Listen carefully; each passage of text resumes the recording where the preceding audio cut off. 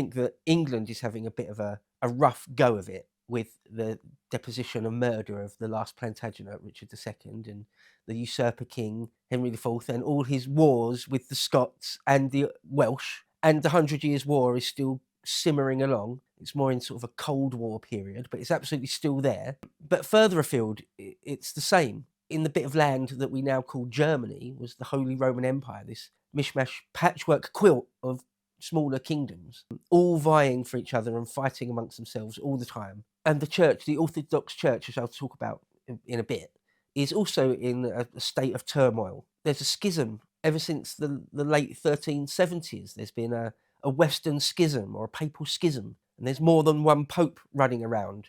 Anti-popes. There's 3, briefly even 4 popes, and all of that isn't even to mention that we're still living in the aftermath of the Black Death, the Great Pestilence, where some thought the world itself would even come to an end, where every single person would die of this disease. And now we're living in some sort of post-apocalyptic style semi-hellscape, the whole world just trying to claw itself back to where it had once been. Because even though there was the main Black Death, if you like, in the late 1340s, it kept coming back. It never really went away. So intermittently, every few years, there's just another wave of plague. So tumultuous times. And in the sphere of literature and art and architecture, we're also coming up to the Renaissance. Well, it is the early Renaissance in Italy, and the Germans and the French are catching on, and there are various revolutions in thought all over the place. So it's a time of change, very much so. A little Churchill go on briefly here saying this, quote, "In the surging realm, with its ailing king," that Henry IV is talking about there, "bitter factions and deep and social moral unrest, all men had for some time looked to him," Henry V, "and succeeding generations have seldom doubted that according to the standards of his day, he was all that a king should be. His face, we are told, was oval, with a long straight nose, ruddy complexion, dark smooth hair, and bright eyes, mild as a dove's when unprovoked, but lion-like in wrath. His frame was slender, yet well knit, strong and active. His disposition, religious disposition, was orthodox, chivalrous and just. He came to the throne at a moment when England was wearied by feuds and yearned for unity and fame. He led the nation away from internal discord to foreign conquest, perhaps very deliberately. That's a trick as old as time. To take people's minds off of civil unrest is you create a foreign war or go to war in foreign lands, and everyone hasn't really got any option but to all pull together for that. And he had had the dream, and perhaps the prospect, of leading all Western Europe into the high championship of a crusade. He never did, incidentally. Council and Parliament alike showed themselves suddenly bent on war with France. End quote. So, just to give you some context, some of the dates involved, Henry becomes king in 1413, and the Battle of Agincourt is in 1415. And it takes a good year to get everything ready for such a big campaign. So, in other words, you can see there that straight away, pretty much straight away, he's already made the decision and starts the process of events which lead to war in France, with France, straight away. And there are lots of reasons for it. One we just mentioned, the idea that to take people's minds off internal strife or internal political weakness even, is that you confront an external threat. So there's that. But there's also this idea of legitimacy as well. Henry V obviously knew that his father was a usurper, and that everyone knew that. He knew that they knew. They knew that he knew they knew, and so on. So it's a shadow that he has to sort of deal with or can never be completely free of. So one way to do that, to show the world that your reign is legitimate in the eyes of God, is to go out and win a war. In the medieval mind, I've already mentioned this in one of the previous episodes, that if you're successful in war, it was because God and the heavens wanted it that way. And if you fail for the same reason, God wanted it that way. So to sort of prove that his dynasty is legitimate, or has got the sanction of heaven, is to go and fight a war with the French and win. Of course, you're gambling then, aren't you? Because you might lose. Of course, you might lose. So you're gambling with everything, perhaps even your own life, but certainly with your legitimacy and with your honour, with your reputation. But Henry V, like all great men in history, is a gambler. You sort of have to be. Someone like Genghis Khan or Caesar or Napoleon endlessly gambled with everything, went all in all the time. So Henry V is doing that. One of the other reasons is that it seems France was at a particularly low ebb if the kings of England did ever want to bounce across the channel back into France and start crocheting all over the place and having Cressy-style battles again, this would be the time to do it, because France is at such a weak and low ebb. I'll talk about that in a moment in some detail. But England doesn't even control the channel, really. The Royal Navy exists. There is a Royal Navy, but it's very, very small. It's certainly not what it comes to be in centuries, all-powerful, world-spanning, and there's absolutely no contest in the channel. Of course, the Royal Navy controls the English Channel. Well, we're just not at that point in history yet. And so there's tons and tons of piracy, quote unquote, piracy in the English Channel. But what it really is French-sponsored privateers, what in later centuries would end up being called privateers. In other words, pirates, someone like Drake, Sir Francis Drake, a type of pirate, but with the sanction of the state. So don't even really control the channel properly. So it feels like things need to be done. If we're ever going to kick off the 100 Years' War again with sort of hot war, then this period, as far as the French are concerned, would be the time to do it. Strike while the iron is hot. But let me read a paragraph from Sir Charles Oman, his opening paragraph on Henry V. He wrote this, quote, "Henry of Monmouth had a far easier task before him when he ascended the throne than his father had been forced to take in hand. He had the enormous advantage of succeeding to an established heritage, and was no mere usurper legalised by parliamentary election." That belies the fact that he's still the heir to a usurper. In a lot of people's minds, that's not much better. Anyway, Oman goes on. "So firm did he feel himself upon his seat that he began his reign by releasing the young Earl of March, the legitimate heir of Richard II, whom Henry IV had always kept in close custody." That's the children, the descendants of Lionel of Antwerp, the second son of Edward III. So really, yeah, the Earls of March are really ahead of the House of Lancaster, but there we go. All that will come up in the next generation. "For he knew that none of the odium of his father's usurpation rested upon him." That's a rosy take from Professor Sir Charles Oman there. Very rosy. "And that he was well liked by the nation," although that does seem fair.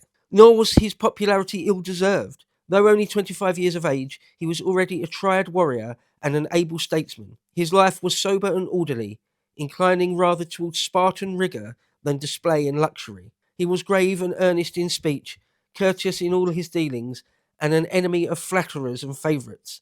His sincere piety bordered on asceticism. If he had a fault, it was that he was somewhat over-stern with those who withstood him. Like his great ancestor Edward I, his enemies called him hard-hearted and sanctimonious." End quote. So it's clear to see then, isn't it? It's clear to say that he was quite a serious person, very pious, very warlike, already experienced when he comes to the throne, still relatively young, but completely a grown man with his own mind. So formidable, I think the word is, formidable. To underestimate him wouldn't be a great idea, which is one of the things the French do. Try and dismiss him as still just a boy or something. No, there's no real doubt that he's got all the tools he needs to achieve great things. He just has to actually do it. Okay, so before I carry on, I do want to take a few minutes out to talk about the religious side of things, because it has to be mentioned if we're going to paint the world in which Henry V and the Battle of Agincourt occurred. I have to, at least for a moment, talk about religious affairs. If I get it out of the way now, hopefully I won't have to return to it very often. So there's two big things to mention.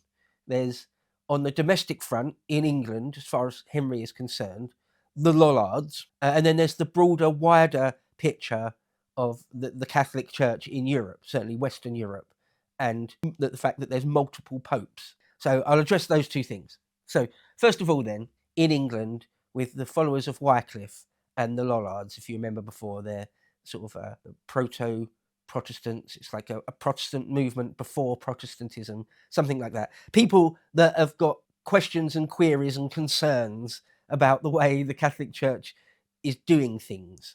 The Lollards. Why they're called Lollards, no one's entirely sure. There's various different schools of thought why that is, but no one's really sure. Anyway, the followers of Wycliffe, Lollards. So Henry, if you remember in the last episode, had been relatively kind to them because, on paper, they're heretics. On paper, they're schismatics, strictly by the letter of the law. They should be hung or burnt for their crimes, for their blasphemies. But because the things they were saying were really quite reasonable and people had been complaining about the very same things for centuries, that they usually weren't burned or persecuted all that badly. Henry IV had looked relatively kindly on them, certainly didn't try to any sort of extremely harsh repression or massacres of them or anything like that.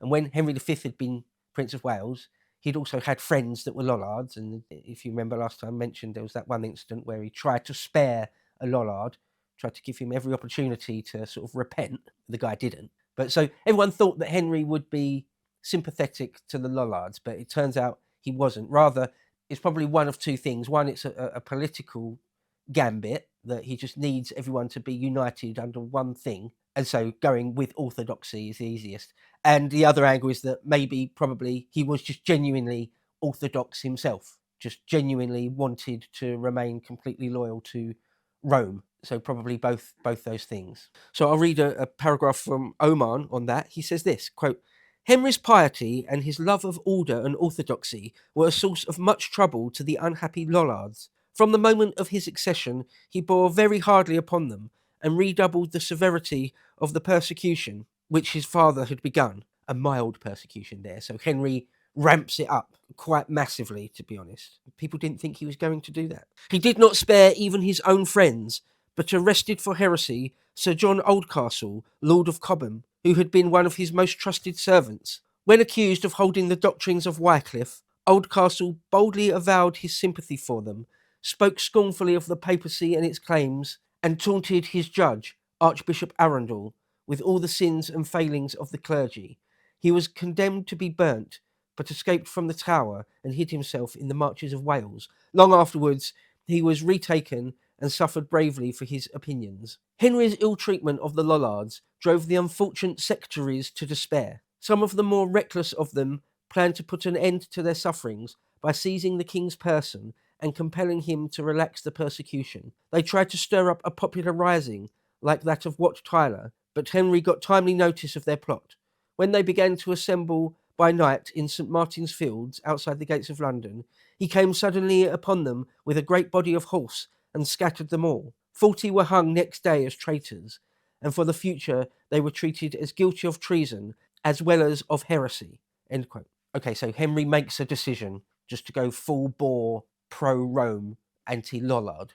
And so in some ways, at least in England, the protesting movement against the church is put back in its box for a while. The story is quite different, though, in mainland Europe. So I want to talk all about the Council of Constance. That happens in 1414, so 1 year into Henry's reign. So the Council of Constance is quite a big thing. It's a really quite important moment in time. And what it is an ecclesiastical, what they used to call a synod, or council of all the most important people, religiously speaking. And they all come to this small town called Constance, right in the middle of Europe, above the Alps, in and around modern-day Switzerland it would be, I think. And it's a small town of only 4,000 or 5,000 or 6,000 people, and thousands, maybe 10,000, maybe more people descend on it to try and figure out a lot of the problems that are happening in the church.